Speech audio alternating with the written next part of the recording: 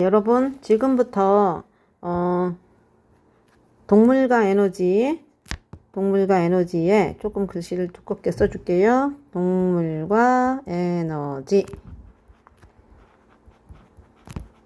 전체 정리를 좀 해드리겠습니다. 자, 지금 이 동물과 에너지는 결국은 이 단어는 뭘 하냐면 사람이 어떻게 사는가, 사람이 살기 위해서는 무엇이 필요한가, 그리고 그것들은 우리 몸속에서 어떻게 상호작용하면서 우리들의 생명활동을 돕는가에 대한 이야기를 하는 겁니다. 그래서 여러분들이 요거를 잘 알고 있어야지만 충분히 가능하다라는 말씀을 드릴게요. 자, 우리가 먼저 해야 될 건 바로 뭐냐면, 우리 동물과 에너지는 결국은 우리가 생명활동을 하기 위해서는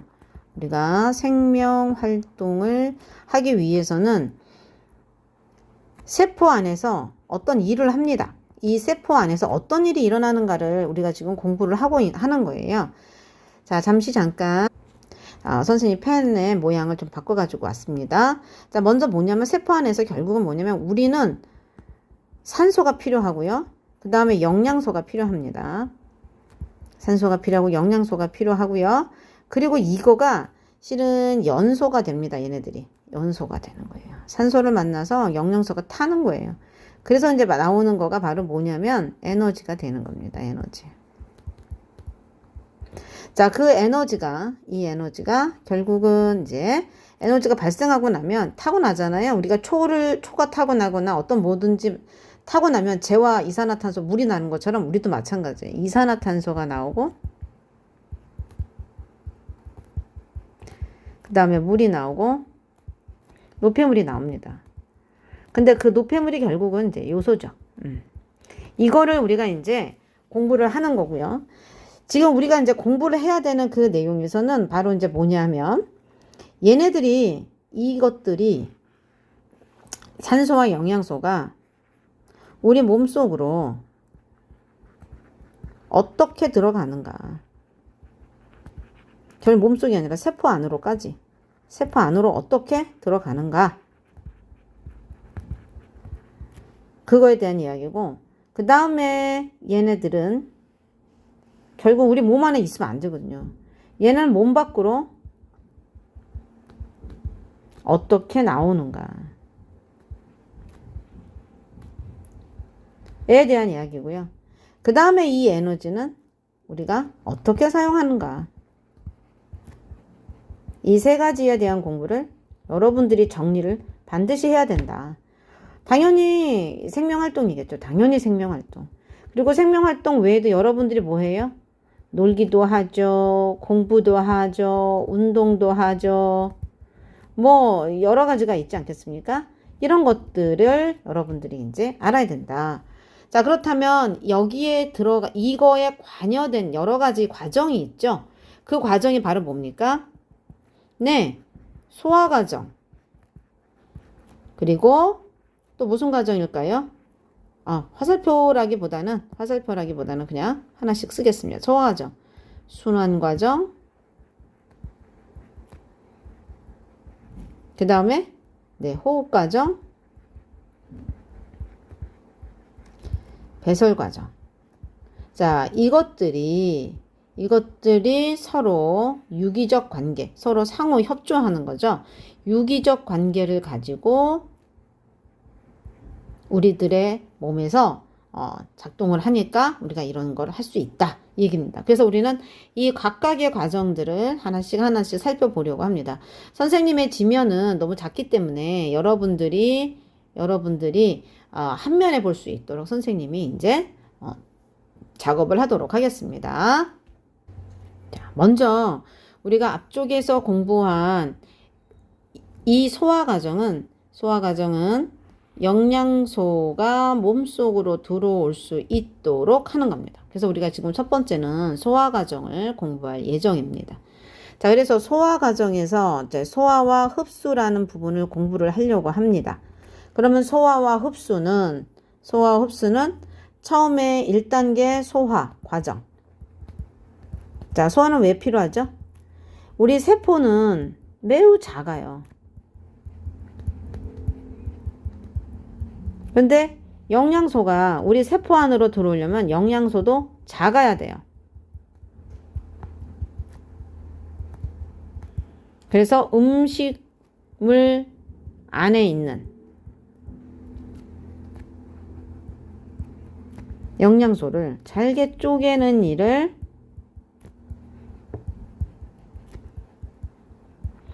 쪼개는 과정을 우리는 소화 과정이라고 합니다.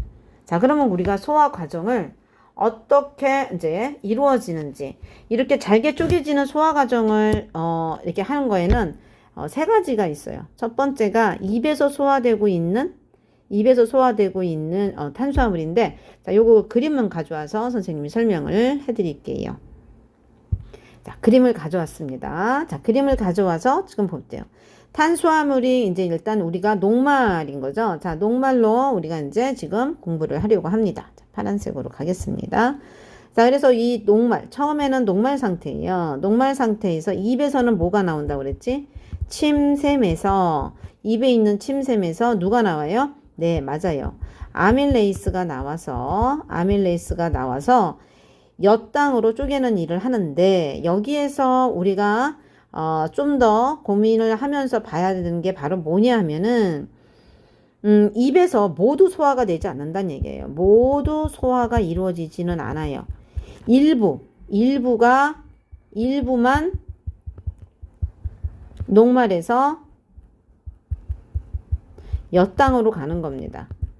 아직 소화가 덜 돼 있어요. 일부만 된 거예요. 그래서 얘가 위는 그냥 지나쳐요. 여기 서서 위에서는 소화가 안 되고 어디 가서 소화가 됩니까? 네, 맞아요. 여기 소장에 가서 소화가 되는 거죠. 그래서 일부 여기까지는 아직 플러스 녹말도 있는 거예요. 그러다 소장에 와서는 몽땅 다 뭘로? 예, 엿당에서 포도당으로 가는 아밀레이스에 의해서 실은 더 많은 소화 요소가 있습니다. 자, 아밀레이스에 의해서 포도당까지 가는 겁니다. 자, 그러면 색깔 바꿔서 이번에는 보라색으로 해보겠습니다. 단백질입니다. 단백질은 탄수화물은 입에서 그 다음에 여기 소장. 자, 근데 단백질은 어디에서? 네, 여기가 단백질에서는 여기가 단백질이 여기서부터 소화가 되죠. 자, 탑팩신이 되는 거 얘는 여기가 바로 위에서 이제 소화가 된다. 자, 그랬을 때 여기에 우리가 뭐가 도와주는 게 하나 있다라고 그랬어요. 누구예요? 염산은 돕는다. 그렇죠? 염산은 돕는다라고 얘기했어요. 자, 그래서 위에서 펩신이 돼서 중간 단백질이 되고 아직 단백질이 덜 그거 된 거죠? 잠시만. 자, 단백질이 위에서 이렇게 된 거고, 자, 단백질이 이제 이번에는 또 소장에서 트립신에 의해서 아미노산으로 가는 거죠. 자, 그래서 얘는 위와 소장에서, 탄수화물은 입과 소장에서, 지방은 어디예요? 바로 소장에서 된다고 얘기했습니다. 자, 그랬을 때 이 쓸개즙이 돕는다라고 얘기를 했는데, 이 쓸개즙은 어디에서 생성이 돼요? 간에서 생성이 되고, 그 다음에 어디에서? 쓸개에서 저장이 된다. 그쵸? 자, 분비는 소장에서. 자, 그래서 이자에서 되는데 여기까지만 먼저 공부를 하시면 되겠습니다. 그리고 각각의 소화 효소 공부를 반드시 해주면 좋겠다. 자, 그렇다면 얘네들이 어디로 우리가 이제 흡수가 되는지, 얘네 두 개는 수용성이라서요. 그리고 얘는 둘 다는 지용성이에요. 그래서 우리는 이 두 개가 어떻게 흡수가 되는지 봐야 됩니다. 어디로 흡수가 되는가? 융털이죠? 자, 그러면 선생님 융털 한번 가져와 볼게요. 자, 여기 보면 이렇게 해서 융털이 보이죠? 자, 융털이 여기서 이렇게 보면은, 자, 요 모양을 잘 보면은 수용성인 것은 어디로 들어가요? 여러분들은 요 그림을 요렇게 그릴 수 있어야 돼요. 자, 선생님의 요걸로 보면 얘가 너무 복잡잖아요. 요렇게 해서 이거를 모식도라고 얘기해요. 그래서 여러분들이 요렇게 좀 그릴 줄 알아야 돼요. 그래서 여러분들이 이렇게 그리는 거를 좀 배웠으면 좋겠습니다. A가 모세혈관, B가 암주간. 자, 이렇게 됩니다.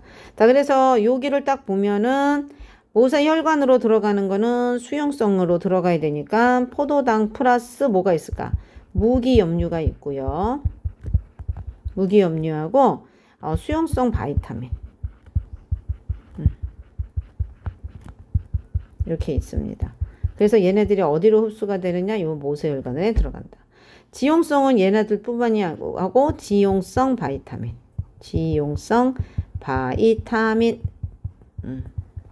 이렇게 해서 얘네가 어디로 들어가요? 바로 B로 들어가는 거예요. 안쪽으로. 암주간 이렇게 들어간다는 거. 그래서 흡수하는 경로를 여러분들이 반드시 알아야 된다. 그리고 선생님은 여기에서 대략적인 거를 알려주는 거예요. 그러니까 여러분들은 어떻게 해야 돼요? 반드시 더 공부를 해야 돼요. 이게 되게 중요합니다. 자, 수행평가를 위한 것은 대략적인 것만 이야기를 해주는 겁니다. 자, 그 다음에는 뭐가 있을까요? 자, 우리가 호흡을 먼저 할까요? 호흡을 먼저 한번 해볼게요. 자, 이제 지금부터는 호흡을 여러분들한테 알려드리겠습니다. 호흡. 자, 지금 너무 펜이 굵어서 조금만 더 줄여볼게요. 자, 호흡으로 왔어요. 자, 그러면 여러분, 호흡 기관을 알아야 돼요. 코가 코, 그 다음에 갈비뼈, 기관, 폐, 기관지, 흉곽, 횡격막. 지금 호흡에 관련된 모든 구조의 이름을 외워두는 게 되게 중요하고요.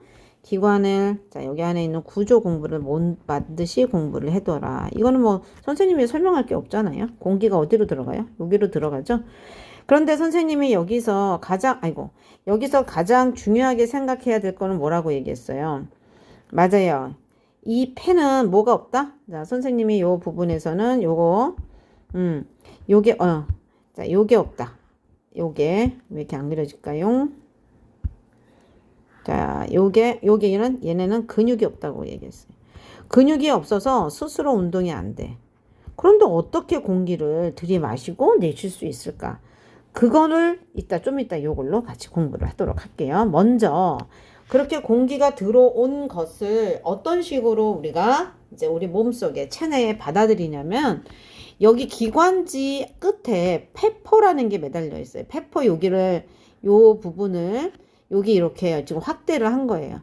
그러면 페포 한 개에 선생님 보여줬죠? 페포 한 개에 주변이 요렇게 모세혈관으로 요렇게 쌓여 있어요.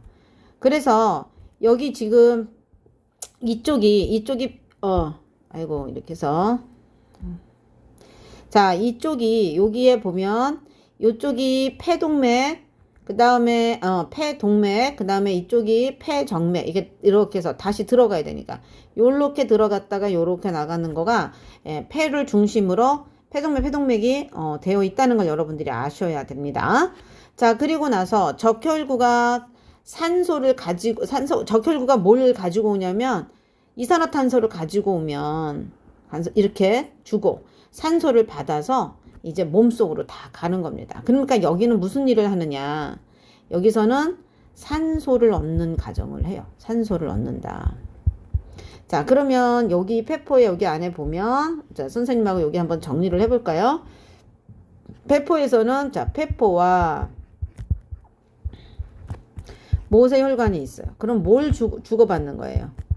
자, 이 호흡은 여기를 무슨 호흡이라고 얘기하면 외호흡이라고 하고 기체 교환이라고 합니다. 어떤 기체 교환이 일어나느냐 하면은 페포는 누구를 줄까요? 당연히 페포는 뭐를 줄까? 산소를 주겠죠. 얘는 산소를 주는 거고. 그 다음에 모세혈관은 누구를 주겠어요? 이산화탄소를 주는 거죠. 자, 그래서 얘는 인, 얘는 아웃. 어떻게 나가고 어떻게 들어오는지 알겠죠? 그래서 페포에서는 바깥과의 호흡이라고 그래서 기체교환의 외호흡이라고 얘기를 하고, 자, 그러면 순환계에 의해서, 얘는 순환계입니다. 이 순환계에 의해서 이제 어디로 가느냐? 조직세포로 간 거예요. 조직세포.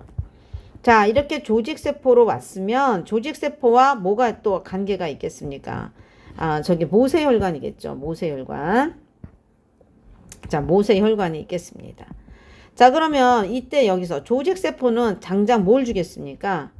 당장 뭐 주겠어요? 네. 당연히 모직세포에서는 이산화탄소를 모세혈관에 주겠죠. 빼내야 되니까. 이쪽은 빼내야 되니까. 하지만 모세혈관 어때요? 조직세포가 필요한 뭘 주겠습니까? 산소를 줍니다. 자, 이거를 내호흡이라고 하는 겁니다. 그래서 세포 안에서 세포 내에서 호흡하는 것을 기체 교환하는 것을 우리는 내호흡이라고 한다라는 걸 여러분들이 아시면 되겠어요. 그런데 자, 그러면 이게 이제 호흡의 전 과정이에요. 자, 호흡의 전 과정인데 호흡에선 중요한 게 아까 선생님이 뭐라고 얘기했어요? 맞아요. 폐가 스스로 운동이 안 된다고 얘기했습니다. 스스로 운동이 안 된다고 그랬어요. 그래서 어떤 식으로 하느냐면 이때 횡격막이, 여기 횡격막 보이잖아요. 횡격막이 위로 올라가고, 자, 횡격막이 아래로 내려가고, 횡격막이 위로 올라가면서 어떻게 되느냐. 일단 갈비뼈와 횡격막의 움직임을 알아야 돼요. 갈비뼈와 횡격막이 얘네들이 움직여요. 그래서 갈비뼈가 위로 가고 횡격막은 아래로 갑니다. 자, 그래서 얘네들이 뭘 만드느냐면 흉곽을 만들어요.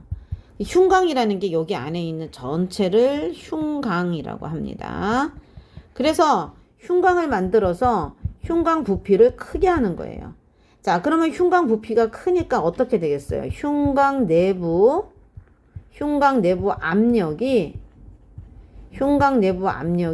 작아지는 거예요. 자, 흉곽 내부 압력이 작아지니까 어떤 일이 벌어져요? 풍선처럼 있었던 그냥 풍선 같은 폐가 부풀어 오른 거예요. 자, 그래서 이렇게 부풀어서 밖에 있는 공기가 안으로, 이거를 이렇게 하면 안 되겠다. 다시 쓸게요. 미안해요. 압력이 되면은 밖에 있던 공기가 우리 이 내부 압력이 밖에 있는 공기보다 외부예요. 외부 압력보다 낮아져요. 자, 그러다 보니까 밖에 있던 공기가 우리 기압은 말이에요. 기압은 어떤 일이 벌어지냐면 기압이 높은 곳에서 낮은 곳으로 공기가 흐릅니다. 따라서 그래서 밖에 있던 공기가 자연스럽게 폐 안으로 들어와서 폐가 부풀어집니다. 그래서 폐의 부피도 커진다. 이렇게 되는 거예요. 그러면 이때 공기가 들어온다. 어떤 공기가 들어오냐면 산소가 있는 이렇게 되는 거예요. 그래서 이때 공기를 바로 뭐냐면은 이 지금 현재 선생님이 설명한 거는 뭐라 그러냐? 들숨이라고 얘기합니다. 들숨.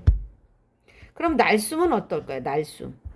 날숨은 반대가 되겠죠? 자, 횡격막과 그 다음에 갈비뼈가 있어요. 자, 그러면 거꾸로 반대가 되는 겁니다. 횡격막은 위로 올라가고 갈비뼈는 아래로 뭐라 그래야 되나? 약간 내가 했어. 횡격막은 또 아래로 다시 요렇게 방금 이쪽으로 아래로 수축합니다. 아래로 내려와요. 그러다 보니까 흉곽 부피가 감소하고 그러면서 흉곽 내부 압력이 올라가요. 자, 내부 압력이 올라가니까 외부보다 높아지는 거예요. 외부 압력보다 커짐. 그치? 그래서 어떤 일이 벌어지는 거예요? 아까 어떻게 됐어? 이 기압. 그러니까 안쪽이 높아져 버리니까 밖으로 공기가 나가면서 폐는 쭈그러든다. 이렇게 된 거지. 이게 무슨 웃음이야? 날숨이다. 그러니까 이 과정을 여러분들이 잘 알고 있어야 된다. 그래서 호흡에서는 이 두 가지의 원리를 잘 알고 있어야 여러분들이 호흡을 안다라고 얘기를 할 수가 있습니다. 자, 그러면 이제 마지막이 되겠죠? 자, 뭐예요? 마지막은 바로 심장입니다. 심장은 뭘까요? 심장은. 네, 심장은 결국은 순환을 돕는, 순환을 일으키는 원동력이에요. 그러면 진짜 우리가 에너지가 발생하는 게 결국은 우리가 호흡을 해서 에너지를 발생할 때 가장 기본적으로 쓰는 에너지가 여기 이 심장 박동을 위해서 씁니다.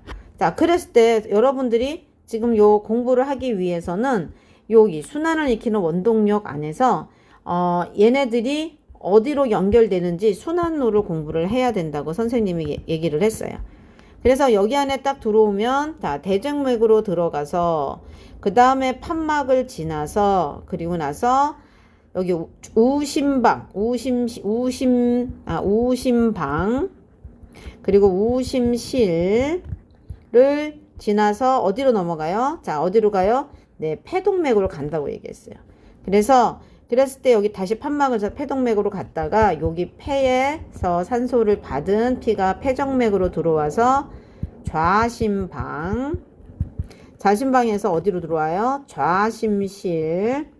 자, 좌심실에서 어디로? 그래서 대동맥으로 나간다. 이거.